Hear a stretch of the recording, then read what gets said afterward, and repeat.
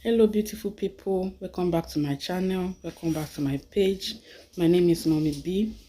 Thank you for all the love and support and for all the videos I've been putting out, and thanks for all the congratulatory messages. I really appreciate them. So today I want to talk about if you can switch your visas before the end of your charity worker visa, if you can switch to another visa. So it is written on the government website under the charity worker visa that if you intend to stay back in the country, you need to switch your visas before the end of your charity worker visa, which is very, very important. If you don't switch before the end of that visa, you will become illegal in the country. So if you intend to stay back, you need to switch that visa before it ends, before the end of the 12 months. They will write you the day your visa starts and the day it ends. You will see it in your, after you get your, when they approve your visa, they will give you a date that it ends. So before the end of that date, you need to apply. At least you need to have applied for the visa you are switching to. Even if they have not approved it, you should already have an application submitted to the UKVI that you are switching your visa.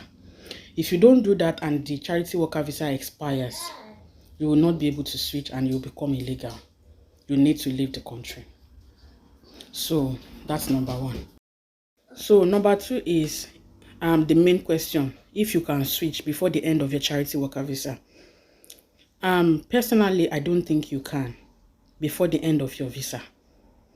Although you have to, if you intend to stay back, you have to start looking for the job of the visa you're trying to switch to. If you're trying to switch to a skilled worker visa, you need to start looking for a skilled worker job. So you can do that within your charity visa, but you cannot switch before the end of that visa. I don't know if you get what I'm trying to say. At least for my own charity, you cannot leave the charity until you have finished your charity year. You know, in your application, the job application, when you are applying for the volunteer job, they would have asked you, how long do you want to stay with them? I think some charities do 4 months, some do 6 months, and the maximum is 12 months. So whatever amount of months that you intend to stay with them, you would have put it on your application. So before the end of that date, you cannot leave that charity. You cannot leave that charity. And then I also feel that it depends on the charity. For my charity, you need to finish. And then I posted a video about my graduation. Before you can get that certificate, you need to finish your charity year before they can do that for you, before you can get reference from them. Because if you don't finish your charity year, you would never be able to get a reference with them. And then if you are switching to a skilled worker job, you need reference within the UK.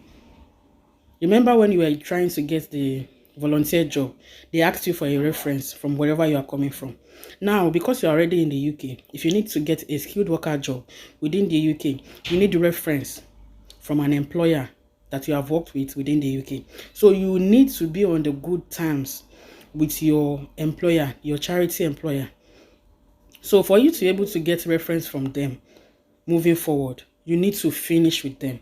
That way you can get a certificate, you can get your award, and then you can always get a reference from them. Anytime you are looking for a job, you want to change your job, you want to do apply to school, get a scholarship, they can always give you reference. Always keep that in behind your mind, that if you finish with them, the reference is very important, because to get a job in the UK, the reference is very, very, very, very 100% important. Very important. If you cannot get a reference within the UK, it's going to be very hard for you to get a job. So you need to finish with them. It does not stop you from trying to apply to jobs. You can continue to apply to jobs, go for interviews, as long as it does not affect your job with the charity. For me, for my charity, I used to work 20 hours for the charity. So I always fix my interview date between when I am not working, so it does not affect my charity. I always go to my charity, always do my 20 hours in the week. You must do your 20, whatever hours your charity says you are going to do. you must finish that 20. If it's 20 hours, you need to finish it. If it's more than that, whatever hours, you need to finish it in a week to be qualified to continue to volunteer with them, because whatever rules they've laid down for you before you started, you need to continue and stick to it till you finish. So mine was 20 hours. I was doing my 20 hours, and then I was applying for my jobs whenever I'm not working at home, and then I was also going for my interviews whenever I am not going to work. So because I didn't know how long it was going to take me to get a skilled worker job, because if you are in the UK or you have heard about jobs in the UK, skilled worker jobs in the UK, it's not easy to get them. You need to be very prepared. So I had that in mind. So I was fully prepared to start applying early, because I didn't know how long it was going to take me to get the job. So I started applying in October. And then before the end of October, I had already gotten 9 interviews lined up. So one of them was a band 2 job, and others were band 3 and band 4. And to get a sponsorship, I think you can get sponsorship with band 2, but you will not be able to switch with your family. That's what I think. I'm not sure. But with band 3 or band 4, you will be able to switch with your family in the NHS. I don't know outside NHS, but with the NHS, you need band 3 or band 4. As at the time when I was applying, some rules have changed now. Minimum wage and I don't know, things have changed now. I think threshold has changed. I don't think band 3 can qualify for sponsorship now. I don't know. But as at then, I needed band 3 or band 4 to qualify. So I started applying. I got interviews, and then when I got my job, I'm still going to talk about how my application process went, what I had to do, my requirements to be able to get this job, and also be able to get sponsorship and be able to switch to get this visa. I'll make another video about that. This video is about, can you switch before the end of your charity worker visa? I don't think you can. For my charity, for my situation, I was not able. I didn't even try it, because I already signed an agreement to spend 12 months with my charity. I only started applying early because I didn't know how long it was going to take me to get the job. But God was so good to me. I'm special in God's eyes, seriously, because I started applying in October. Before the end of October, I had gotten 9 interviews. And in November, I went for my first official interview. I'm still going to explain that in another video. And I got the job on that first try. So I stopped going for interview and cancelled others. So when I got my job, and then the process to start working with NHS is a long time. They take like 3, 4, 5 months for the process to onboard you, get all your documents ready, do everything. So they have asked me when I would like to start, and I told them when my visa was going to expire and when I needed to finish my job with my charity. So I told them all of that. So I just told my employer about my job, and then I worked towards finishing my charity job before I went to start working with NHS. In fact, after I got my job, I had made up my mind that I was not going to start that one until I had finished with my charity. So I finished with my charity. You could see, if you have been following my channel, you will see when they did graduation for me, I got my certificate, and my employer has been my #1 referee. He has been my #1 referee. He has been the one doing reference for me. My charity has been referencing for me all through my applications. That's because I was able to complete my charity year. So it's it's very important for you. It's a very good thing for you to finish your charity year, because it's going to help you. You need reference from them. They are the only people you have worked with in the UK, and you need a UK employer to give you reference to get a skilled worker job. So if you don't finish your charity year, it's going to affect you.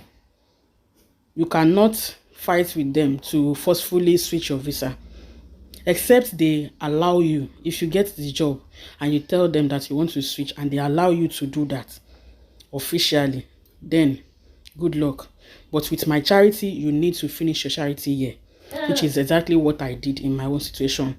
I told my employer and I told my my future employer, which was the NHS, that this was when I could start the job, and they agreed. And the recruiters made it so that I could start after I had finished my charity year, so that I was free to do that. So that was what I did. So depending on your situation, I don't know for every charity, ask your charity. If you are able to do that, then good luck. But if they say no, it doesn't stop you from applying, because you need to switch before the end of that charity year. So for you to be able to switch, you need to start applying for you to get interviews, and then go for the interviews and then pass, then get the job before you can now switch. So you cannot wait till the end of that charity visa before you start doing all of that, because you don't know how long it's going to take you. Mine took me, I think, less than 1 month. That was because I had prepared. I had done some other things before I started applying, which I'm still going to make a lot of videos about that. I had prepared myself. So when I started, in less than a month, I got enough interviews and I got my job on the first official one. So I prepared myself. But you don't know how long it's going to take you. You don't know how long it's going to take you. It doesn't stop you. Go to your charity job. Do whatever hours you need to do per week. Apply whenever you are free at home. Go to your interviews on the days when you don't have to go to work. Don't cancel work because of interviews. Whatever date that you are free. Mine is 20 hours. It used to be 20 hours that I used to work for my charity. So whenever I'm picking my interview, I don't put it on dates when I have to go to work. And then there are some interviews that they pick for you. So in my charity, I have the right to pick the dates when I would go to work. So it was easy for me to stick to the dates that my interview is. So it depends on you, depends on your situation, your circumstance, your charity. So just follow the rules and you will be fine. Follow the rules and you will be fine. So good luck to you and God bless you. Thank you for coming to the end of this video. I hope you enjoyed the video. I hope I've been able to clear your doubts about charity visa and switching. Good luck. Good luck. That's all I can wish you. Good luck. So please subscribe, follow, share, comment, like, engage. Thank you. Bye.